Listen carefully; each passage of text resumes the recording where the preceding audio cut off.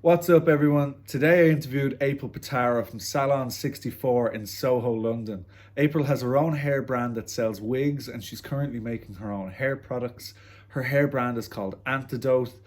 She's an amazing person. She's got an incredible social IQ, and we just shared a really nice connection as we spoke.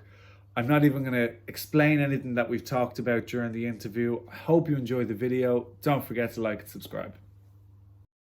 How are you finding it? I'm exactly the same as you. Literally, just I feel like I used to work a lot. To be fair, I guess you can't really class 4 days as a lot, but then on the 5th day, so I decided to drop a Tuesday like a year and a half ago now to do the wig thing that me and Leanne are doing, and so we're still busy, but obviously we're doing it at our house, so it's a bit more like casual, and it's not like work, you know. Okay.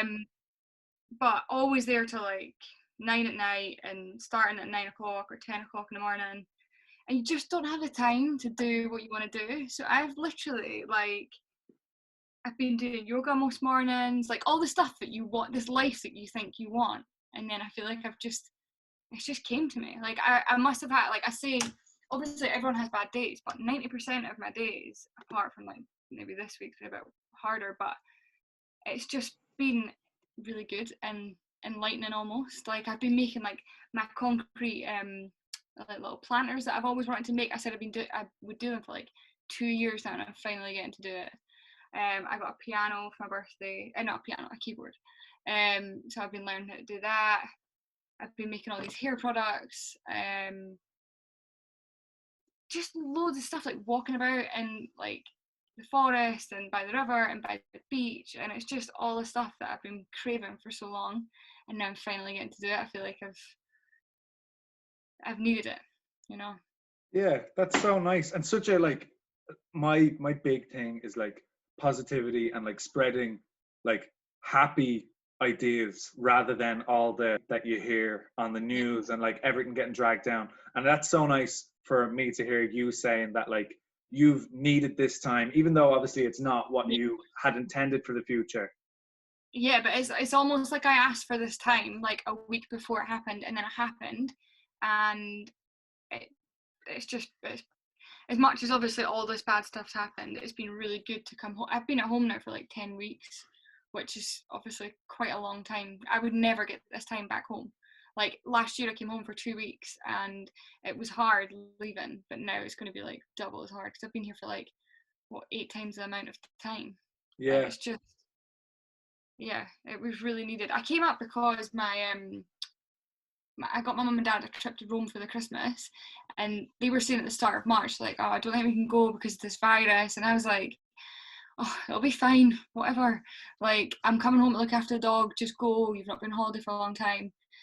And then the week before it got cancelled. So I came up anyway because I was coming to watch the dog and I was planning to go home on the Monday. And then obviously lockdown happened, and I thought, oh, well, I may as well just stay here because I'm not going to get this time back. So 10 weeks later, I'm still here with like a week's worth of clothes. So I've basically been living in gym gear, but it really does. It really teaches you that you really don't need that much to survive.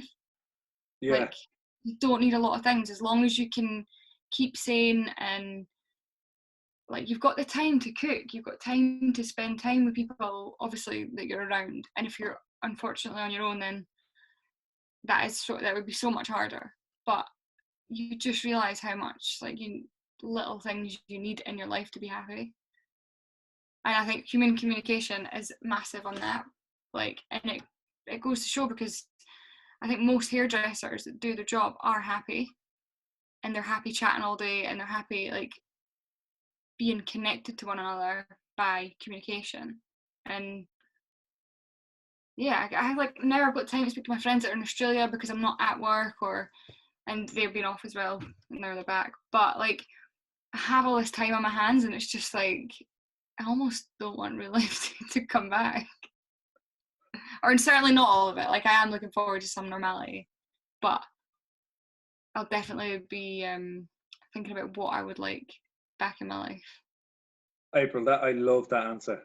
I love that. Yeah, so I feel you feel the same though. Do you know what I mean? Like I feel like it's nice to have a break as much as you love doing hair. It's really nice to have a break and just like you said, put at peace all these things that you have wanted to do, and it's just so satisfying. Like I've never felt so zen. Yeah, I'm getting like this weird connection feeling just talking to you right now because I'm so on that wavelength of like, yeah, it is Yeah, just love so it. nice to just have this like deconstruction time and just really think about the things that matter.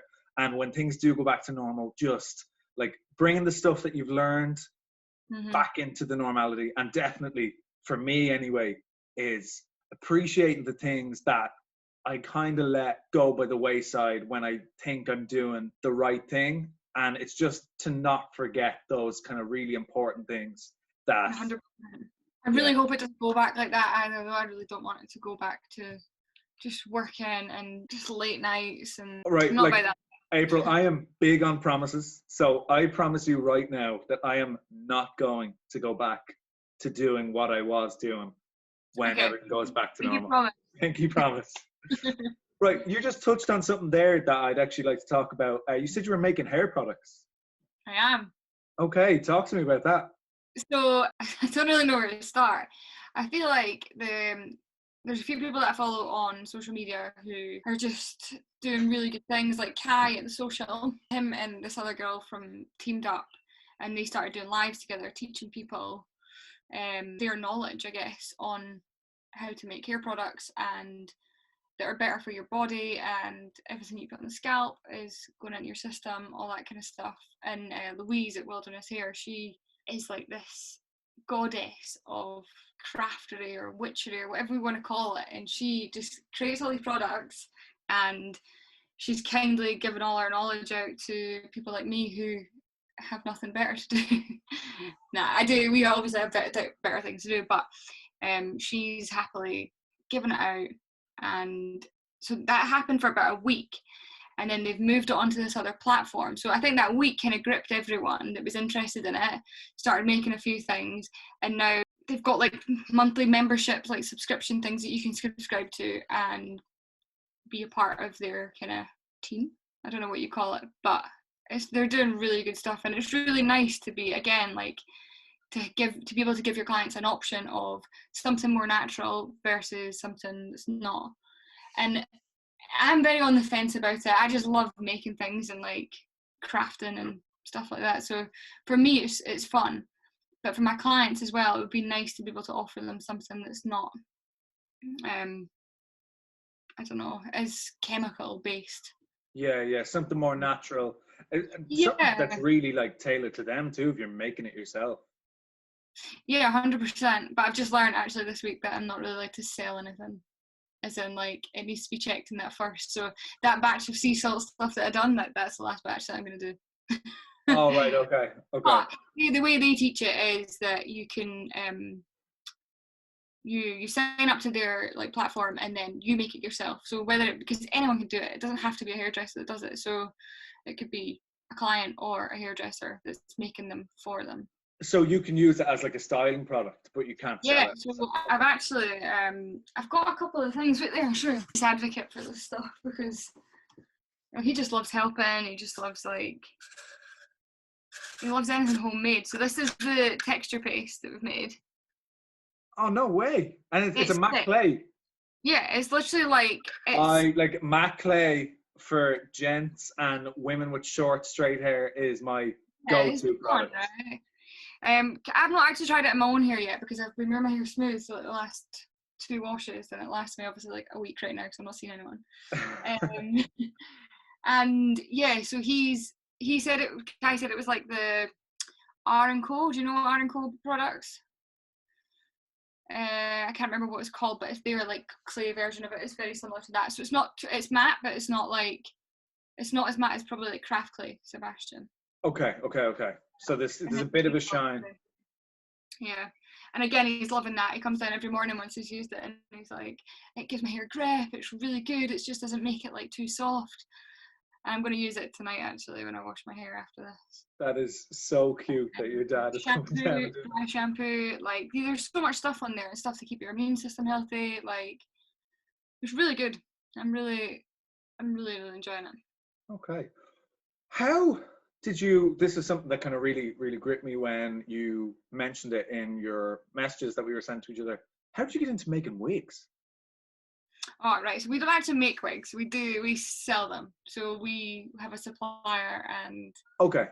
yeah, unfortunately, that is another skill that's like, it takes like so much patience and so much like time and effort. And I'm quite a believer of like work smart, not hard. I don't always You follow and it, me but both. You and yeah, me I mean, both. everyone tries to be, right? But so me and Leanne, we get on really well. We work well together, and we just thought about. Actually, it was her idea. It wasn't my idea. And she was like, "Do you want to try it?" I was like, "Yeah, why not?" So we decided to find a wig supplier. So after going through so many wigs, and you spend so much money, like they're not cheap, and then finding the right ones and the ones that have got like the least hair shed, and like so many different things you've got to take into consideration when getting them. And then we eventually found the right supplier once we found the decent enough hair that we could colour and use in the colour as well. We decided to like start the brand, and it's just kind of spiraled from there, but in a good way. Obviously, like we said about the education, we both liked education. Obviously, I used to do education, and it was fun at the time, but I just realised that I didn't really want to do it full time anymore. I missed the salon too much. So we then decided to set up the masterclass, and like I said, that was on the 15th of March was the first one, and then we were meant to have another one in April and May, and then so on. But obviously now that all this has happened, it'll just have to be postponed. But we've got big things planned for it. We're actually looking into like doing more like hair tools, kind of like how Framar started off really small, or Yeah. Framar. So this is you and Leanne talking Yeah. about starting to go into hair tools and education, or hair tools, like selling hair tools, like selling the wigs. Yeah, exactly. Okay. Because the wigs is good, but right now it's quite a difficult time. I feel like everyone's going to be watching their money, and wigs aren't a necessity. Maybe for some people they are, which is fine, but right now I don't think we've got enough money in the business to like be doing it for charity, or that is the end goal for me. Would be the end goal to like to be doing it for people with cancer or chemo patients or alopecia. But I think we'd have to have a bit more years under the belt first before. Oh, that's so nice. Oh. Yeah, it would be nice. It would be really nice to do that. So in the meantime, we'll still have that in the back burner, and then we're going to do the like brushes, bowls, foils. We just, when there's just like a niche in the market, I just feel like you need to really grab it. What do you think your niche would be in that particular area? Why yours over anyone else's?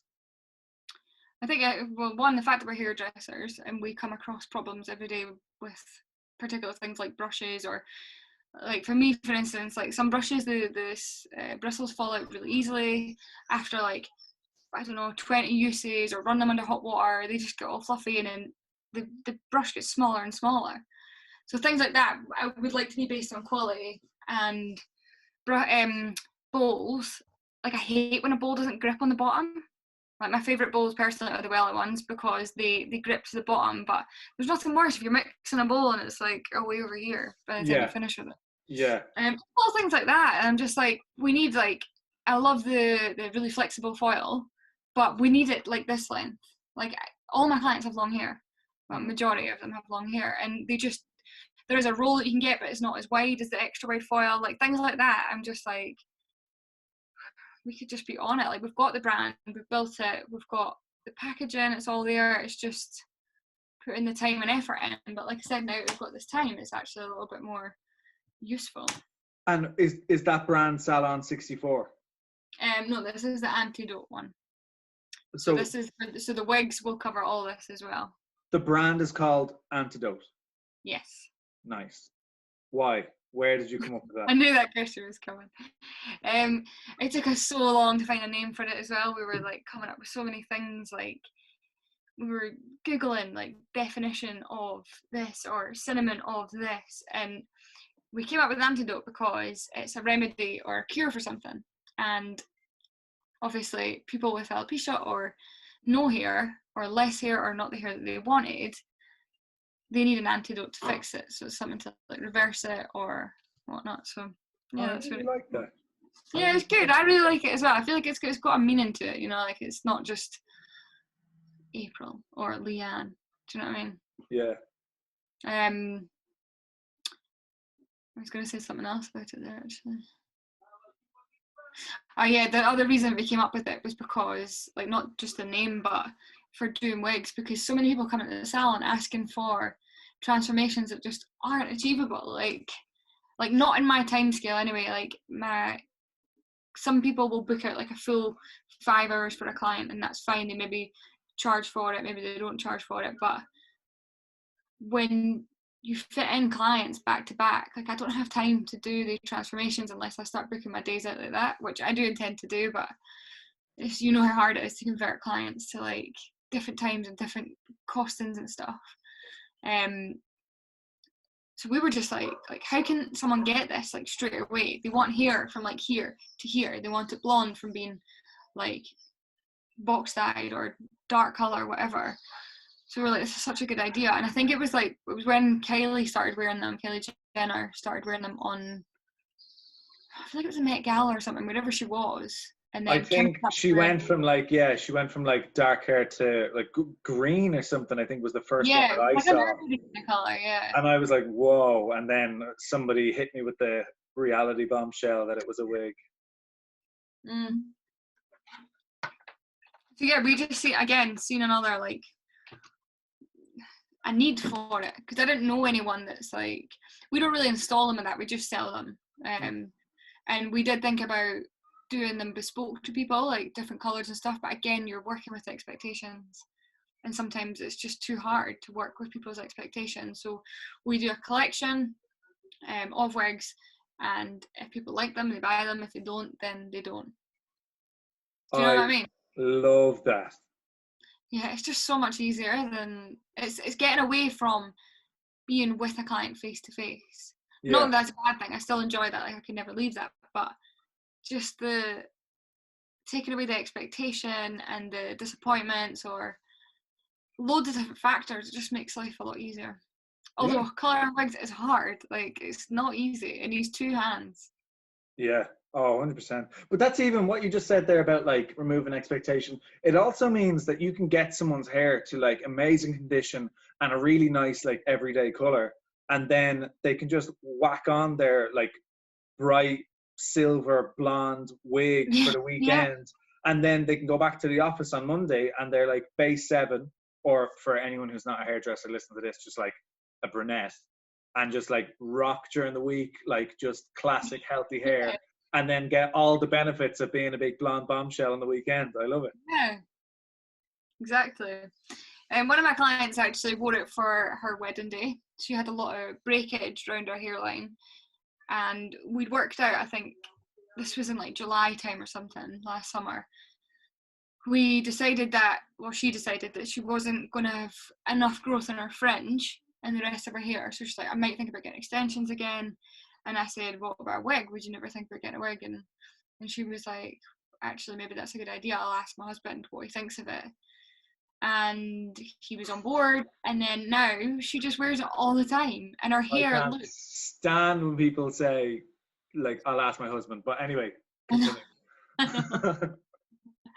I know, it's like, I actually just had this conversation with one of my friends this morning. I'm like, babe, it's your face, you do what you want with it.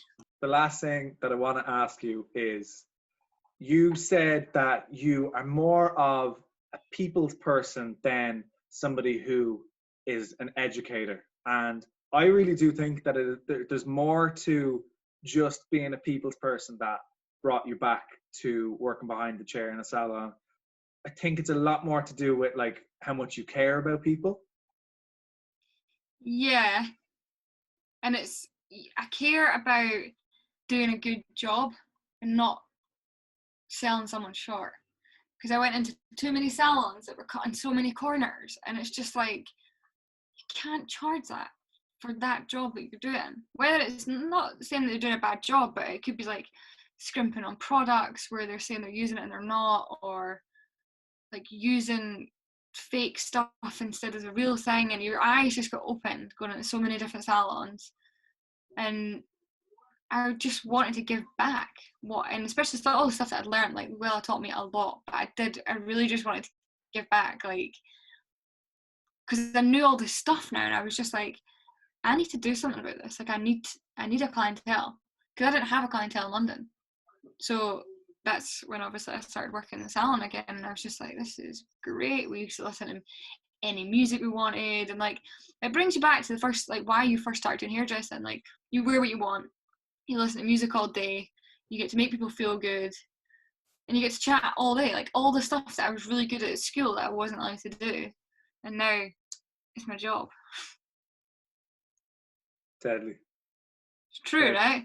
Yeah, no, 100%, and that was like fairly accurate to why I love it and why I like it. It's so empowering just being able to like make stuff, make people feel good with the stuff you've just made, do it in an environment that you like, listen to the tunes you like, wearing what you like, expressing who you are, and just like your clients are coming to you because they like you and you like them. I love that. And it's the hair is like second. Yeah, 100%. Like I say it all the time. I'm like, oh yeah. And my boss says it all the time. Like, you can be a mediocre hairdresser and an amazing person, and you can do really well. Yeah, and I like to think that I'm really honest with my clients as well. Like, my boss said to me once, there's only ever one version of you, and that's it's a good thing and a bad thing, but most of the time it's good because you wear your heart on your sleeve. So whatever I'm feeling, I'll tell them, and obviously not all the bad stuff, but most of the stuff is like, it's just sharing positive vibes and like making sure that they feel good when they're there, you know, like, and being honest. Like, if you can't do something, tell them you can't do it, otherwise you're just setting yourself up for a fail. I love it, April. Like, I've loved every single second of this conversation, and it's, I think, half an hour longer than it was supposed to be, and I'm so happy it's gone on this long. Like, everything that you shared with me, thank you so much. Okay. Thank you for having me. I'm really glad that you're finally getting around to doing something that you want to do too. Thank you so much for coming on. I will definitely be in touch about what you just told me, and you can keep me updated. Yeah, I'd love to have you, whatever it may be. Yeah, whenever it may be. I hope you enjoy the rest of your day. Have a great weekend. Thank you so much. I'll talk to you soon. Thank you, Adam. Speak to you soon. Crack it.